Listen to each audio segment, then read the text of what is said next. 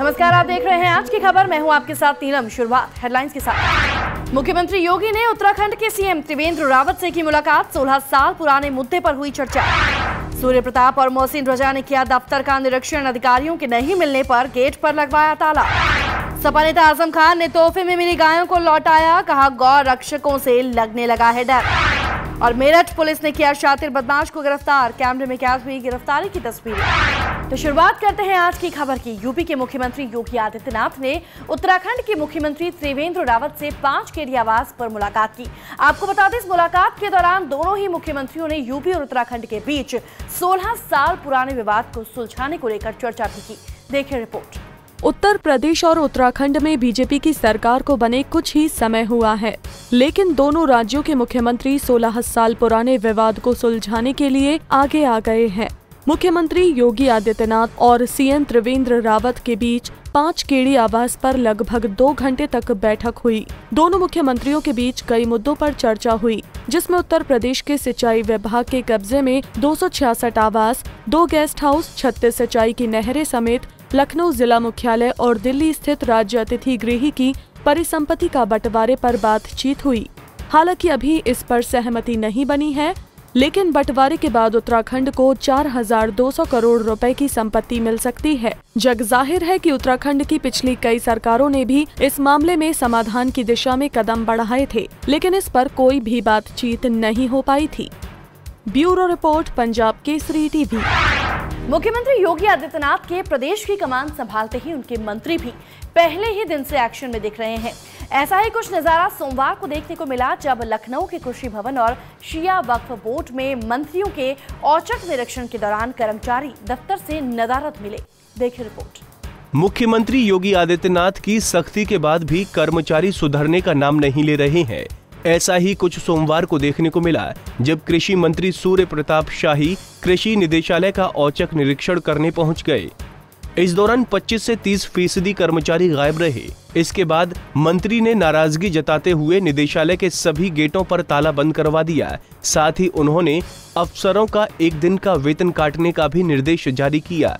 और इसलिए आज हमने यहाँ पर आकस्मिक निरीक्षण अपने प्रमुख सचिव श्री रजीश गुप्ता के साथ यहाँ पर किया है, और उनको साथ में इसलिए लाए हैं कि वो भी हमारे बाद उतने ही जिम्मेदार हैं, और इसलिए इस जवाबदेही को तय करना होगा।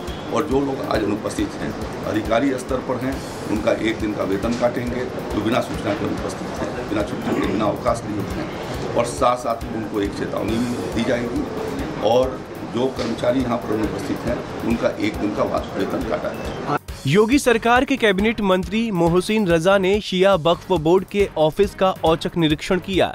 इस मौके पर ऑफिस में कई कर्मचारी अनुपस्थित मिले, जिन्हें देखकर मंत्री भी भड़क उठे। सर से यहाँ परेशान होते हो, उनकी सुनवाई कौन करता होगा? कितने लोग बाहर फरियादी खड़े होकर, कोई सुनने वाला नहीं है।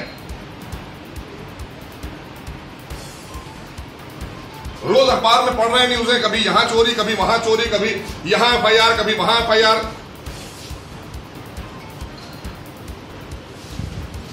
वहीं इसके बाद उन्होंने मीडिया से बात करते हुए कहा कि दफ्तर में जनता के हितों के लिए कोई काम नहीं हो रहा है। इनके खिलाफ जांच कराकर कार्रवाई की जाएगी। जो भी मैंने देखा उसमें जनता के हितों की कोई भी चीज नहीं देखी मैंने, और मैं बहुत नाराज हूं इस एटीट्यूड से वक्फ बोर्ड के कि एक भी कर्मचारी, एक भी अधिकारी यहाँ मौजूद नहीं था।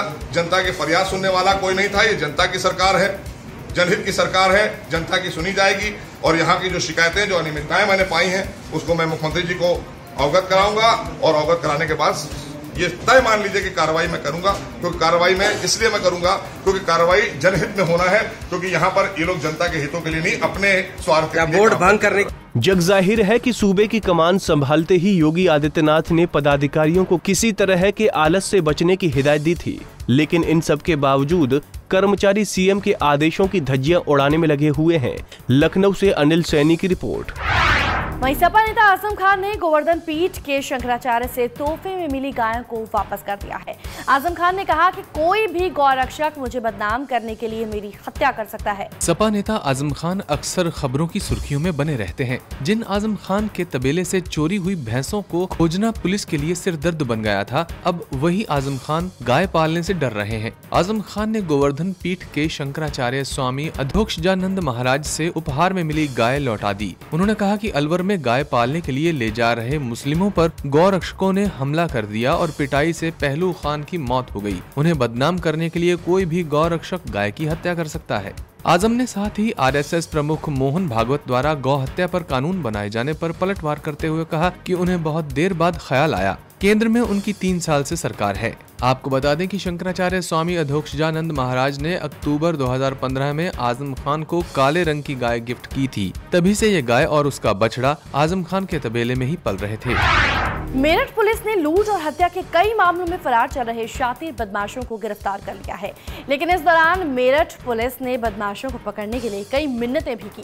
खास रिपोर्ट देखिए। ये नजारा मेरठ के थाना परीक्षित गढ़ क्षेत्र का है, जहां मेरठ पुलिस एक शातिर बदमाश को पकड़ने पहुंची। पुलिस ने बदमाश को एक खेत में घेर लिया, लेकिन हाथ में तमंचा लिए बदमाश पुलिस से बचने की कोशिश में जुटा रहा। काफी जद्दोजहद के बाद शातिर बदमाश ने खुद को चारों तरफ से घिरा हुआ देख अपने तमंचे को पुलिस के हवाले कर दिया और उसके बाद पुलिस ने उसे धर लिया। वहीं इस शातिर बदमाश को गिरफ्तार किए जाने की तस्वीरें पुलिस ने कैमरे में कैद कर ली। पकड़े गए शातिर बदमाश ने अब तक लगभग 1 दर्जन लूट की वारदातों को अंजाम दिया है। बहरहाल बदली सरकार में इन तस्वीरों से पुलिस का अंदाज भी बदला हुआ नजर आ रहा है, जहां पुलिस बदमाशों से टक्कर ले उन्हें जेल पहुंचाने में जुटी हुई है।